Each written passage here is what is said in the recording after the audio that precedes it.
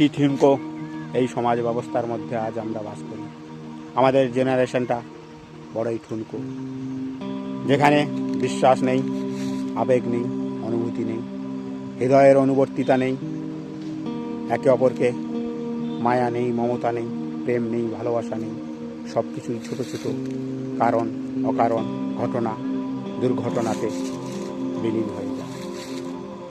এই সমাজের মানবিক ধর্মগুলোর মধ্যে যা যা থাকার কোনোটাই আজ তার সঠিকতা পায় না, সঠিক রূপ পায় না। সব কিছুই কাচের আয়নার মতন ঝরে পড়ে একটু ছোট্ট আঘাতে।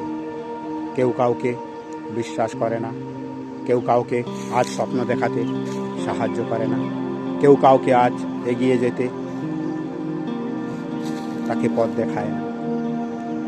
আগে বলা হতো শিক্ষার অপর নাম কাউকে শেখানো, আজকের বলা হয় শিক্ষিত মানুষরাই প্রথম শিক্ষার জন্য অর্থ খোঁজে।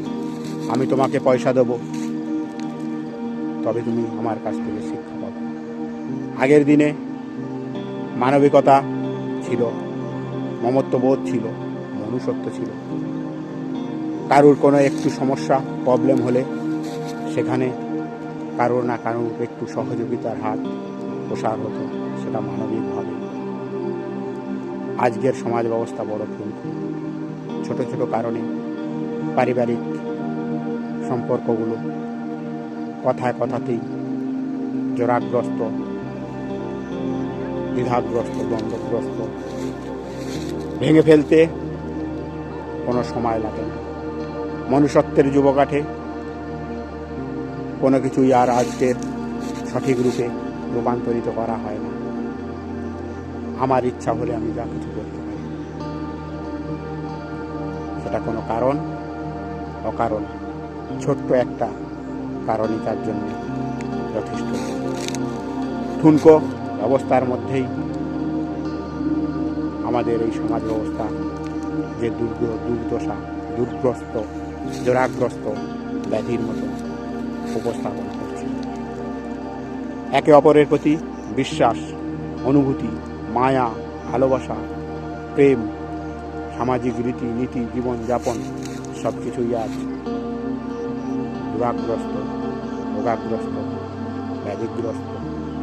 যেখান থেকে বেঁচে থাকার একটু অক্সিজেনটুকু আজ গেট জেনারেশনের কাছে পাওয়া বা মেলা বড় কঠিন। স্বার্থের মধ্যে নিমজ্জিত থেকে কারুর না কারুর কোনোভাবে না কোনোভাবে একটু স্বার্থে যদি আঘাত পড়ে, তা সে পিছুবার বা পেছনের দিকে কোনোভাবে দৃষ্টিগোচর করে না। মনুষ্যত্ব, মানবিক বলে আশা ভরসা, কোনো বিচার বিশ্লেষণ থাকে না। যে কোনোভাবেই ছোট্ট কারণেই সেটাকে ভেঙে ফেলতে দ্বিধাগ্রস্ত করে না। সামাজিক ব্যবস্থা, রীতিনীতি, মনুষ্যত্বের আজ কি ঠুনকো হাল, ঠুনকো চেহারা।